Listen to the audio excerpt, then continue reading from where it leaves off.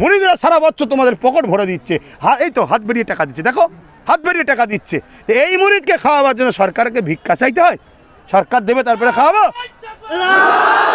এটা লজ্জা, এগুলো জিকটা আছে, এগুলো কলঙ্ক, এগুলো লজ্জায় কোনো এগুলো চামচাগিরি করে, দালালি করে সরকারে, তাই গুণ গাইছে। আমি বলছি তো, ওই কিছু রাস্তার উপর ছেড়ে দিয়েছে আর কিছু লাইট লেগেছে, কিছু বাথরুম পায়খানা এদিক ওদিক করে দিয়েছে, তাও সেভাবে নয়, সব আগে থেকে আমাদের তৈরি করা আছে। আর এটা কেন করেছে? আগ বেরিয়ে করতে এসেছে এই কারণে, শুধুমাত্র মুসলমানকে খুশি করে ভোটটা লোবো। দেখুন, মানুষ এসেছে দাদা হুজুরের ডাকে। মোজাদ্দেজ্জামান শাইখুল বাঙ্গাল ফ্রিডম ফাইটার পীর আবু বকর সিদ্দিক আওলাদ রসুল তিনার ডাকে এসেছে, তিনার ঐতিহাসিক ইসালে সব এসেছে। নলেজ সিটিটা সেই দাদা হুজুর রহমতুল্লাহ আলাইহি, তিনার নামে এটা উৎসর্গ, পীর আবু বকর সিদ্দিক নলেজ সিটি। অতএব মানুষ তার পীরের নলেজ সিটিতে আসবে, এটা স্বাভাবিক। তবে হ্যাঁ, অনেক কষ্ট করে আসতে হয়, আসার মানে অনেক দূরে দূর থেকে নামা হয়, গাড়ি থেকে নেবে হেঁটে হেঁটে। আর রোজার মাসে যে এত মানুষ আসতে পারবে, এটা আমার কল্পনার বাইরে ছিল। অন্য সময় হলে আলাদা বিষয় ছিল, রোজা রেখে না। তারপরেই যে মানুষ এসেছে, আমি শুকরিয়া আল্লাহ জানাবো যে আল্লাহ এদের সঙ্গে এদেরকে সাথ দিয়েছেন, সহযোগিতা সাহায্য করেছেন, এরা রোজা রেখেও আসতে পেরেছেন, এদেরই আসাতে আমি খুশি হয়েছি। একেবারে একটা মডেল দেখানো হচ্ছে, যেটা মানে পর্দায় যে একটা নলেজ সিটি সেইভাবে তৈরি হয়েছে। এটা একটা আমি আগামী একটা যে কোনো যদি প্ল্যান করতে হয়, এতদিন আমি তৈরি করেছিলাম প্ল্যান ছাড়া, দুটো মাঠ করেছিলাম, আর এই সম্বন্ধে অতটা জ্ঞান ছিল না।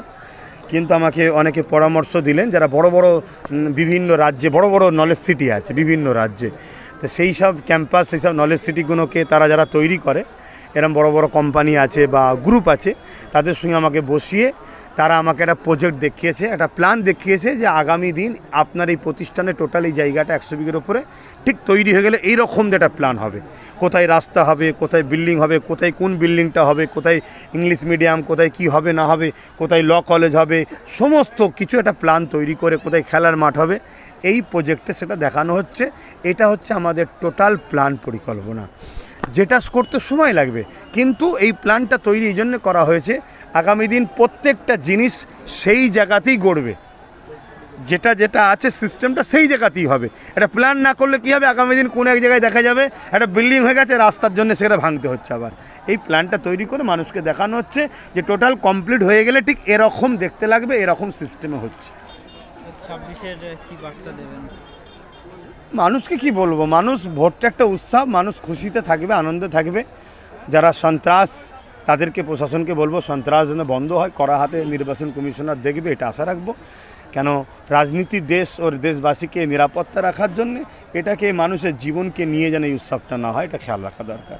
ভাইজান, একটা বিষয় যে নওশাদ সিদ্দিকী ভাইজান পীরের গদি ছেড়ে দিয়ে হঠাৎ রাজনীতিতে আপনি আগমন করেছেন, কি কারণ? আরে রাজনীতি তো পীরেদেরই কাজ, আলেমদেরই কাজ তো রাজনীতি করা। ইসলামের একটা অধ্যায় হচ্ছে রাজনীতি, ইসলামে অনেক অধ্যায় আছে, তার মধ্যে একটা অধ্যায় হলো রাজনীতি, রাষ্ট্রসেবা, রাষ্ট্রবাসীর সেবা। রাজনীতি ধর্ম হলো এটা, রাষ্ট্রসেবা, রাষ্ট্রবাসীর সেবা। সেবা তো মহৎ কাজ, অতএব সেই সেবা করার জন্য যদি কেউ নাবে, সেটা তো খারাপ নয়, ভালো তো জিনিস। এবারে একটা মানুষ 10টা কাজকে করতে গেলে হয়তো একভাবে পেরে উঠতে পারবে না, পাট পাট ভাগ নেওয়া হয়েছে, কেউ এই দিকটা দেখছে, কেউ ওই দিকটা দেখছে, কেউ এই দিকটা দেখছে। কিন্তু কেউ যদি মনে করে আমি সবটা করতে পারবো, সে করতেই পারে। কি বলবেন, পশ্চিমবাংলায় একাধিক মানুষের ভোটার লিস্টে নাম বাদ যাচ্ছে, কি বলবেন? এটা দুঃখজনক, এটা অন্যায়। এটা নির্বাচন কমিশনারকে দিয়ে কেন্দ্র সরকার বাংলায় আসার জন্য একটা পরিকল্পনা করছে, জোর জবরদস্তি মানুষের নামকে কেটে দেওয়া হয়েছে বা কি বলে ওই বিচারাধীন করে রাখা হয়েছে, যাতে করে তারা ভোট দিতে না পারে। এদেরকে নাগরিকত্ব হরণ করা হচ্ছে না, ভোট থেকে দূরে রাখা হচ্ছে। দেখা যাবে ভোট মিটে যাওয়ার পরে নাম তুলে দিচ্ছে, অর্থাৎ তখন বেরিয়ে চলে এসছে। আর বিশেষ করে মুসলমানদের টার্গেট করেছে, 20,000 25,000 করে একটা বিধানসভায় মুসলমানের নাম বাদ চলে যায়। বেছে বেছে 60-70টা বিধানসভা এমন টার্গেট করেছে, যেখানে বিজেপি বিগত বিধানসভাতে 5-10 হাজার করে ভোট কম ছিল। এটা টার্গেট, তো এটা ক্ষমতার অপব্যয় করছিরা, আর এই ক্ষমতা অপব্যয়কে করতে দিচ্ছে আমার রাজ্য সরকার। যদি রাজ্য সরকার প্রথম থেকেই কেরলের সরকারের মতো, তামিলনাড়ু সরকারের মতো কেস করে দিত, তাহলে আজ কেস আর হতো না, তাহলে সে ঝামেলাই থাকতো না। মানুষ বিশ্বাস করেছিল মুসলমান রাজ্য সরকারের ওপরে, মুসলমানকে জন্য আজকে এই বাদ গেছে। রাজ্য সরকার কি করছে? এখন নতুন করে কলকাতায় বসে ধর্নায় বসেছে। উনি কিছু হলেই ধর্নায় বসে যায়, কেন কেস করতে হবে তো, লড়াই করতে হবে তো। প্রথমে যদি সুপ্রিম কোর্টে কেস করে দিত সমস্যা মিটিয়ে যেত তো, আজকে এত মানুষকে হ্যারেস হতো না, এত চিন্তাই হতো না। এখন তো ভাবতে হবে মানুষকে। ভাইজান কোথাও কি মনে করছেন যে 26-এ শুধু নওশাদকে হারানোর জন্য একটা বহুত বড় প্ল্যান চলছে? হ্যাঁ, চেষ্টা করবে তো, কারণ নওশাদ একটা এমএলএর যে কি ক্ষমতা, একটা এমএলএ যে কি পায়, একটা এমএলএ আর নাগরিকের কি সম্পর্ক, এতদিন ছিল কি নেতা মানে সে মালিক, বাকি সব কর্মচারী। কিন্তু নওশাদ বুঝিয়ে দিয়েছে নেতা মালিক নয়, মালিক হলো ভোটাররা। মালিক ভোটার, ভোটার যাকে চাইবে সে মালিক হবে, তাকে সে নেতা হবে। তো সেইটা যখন বুঝিয়ে দিয়েছে অনেকের রাগ হচ্ছে।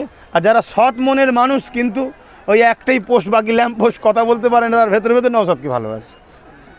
কিন্তু অনেকে চাইছে ওকে হারাবার চেষ্টা করছে। কিন্তু আমি দিনের শেষে আমি একজন ইমানদার, আমি মনে করি ফাইসাল্লাহ জমিনে হয় না, বাইসাল্লাহ আসমানে হয়। এটা জাকাতের একজন দিয়েছে, একটা কাগজে জাকাত দিকে গাড়ার মারো করছে 26-এ নওশাদ সিদ্দিকীকে জেতানোর জন্য, আপনি কি ঝাঁপিয়ে পড়বেন আবার ফায়ার হয়ে? যতটুকু যা করার অবশ্যই করবো।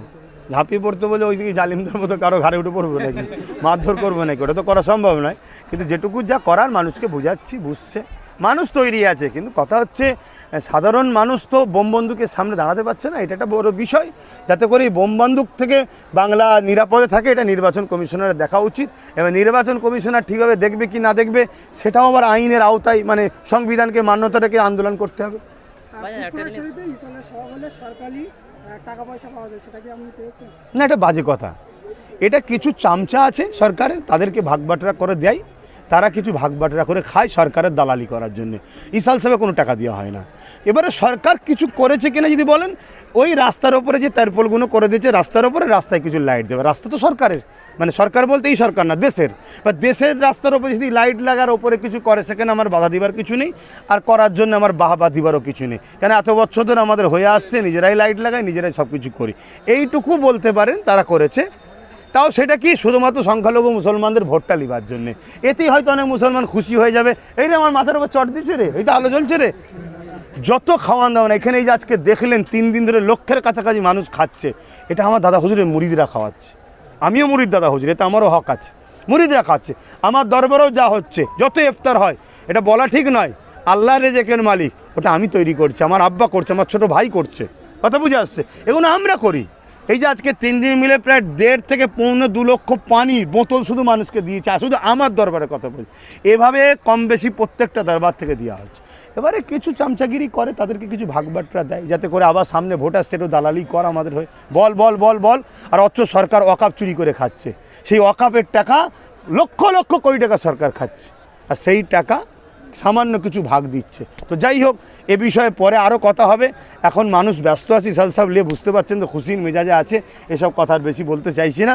কিন্তু ইসাল সাহেব দরবারকে সরকার দেয় না, নিই না আমরা, কথা বুঝাচ্ছে। এটা আমাদের ধর্মীয় বিষয়, আমরা নিজেদের গাঁটের পয়সা করি।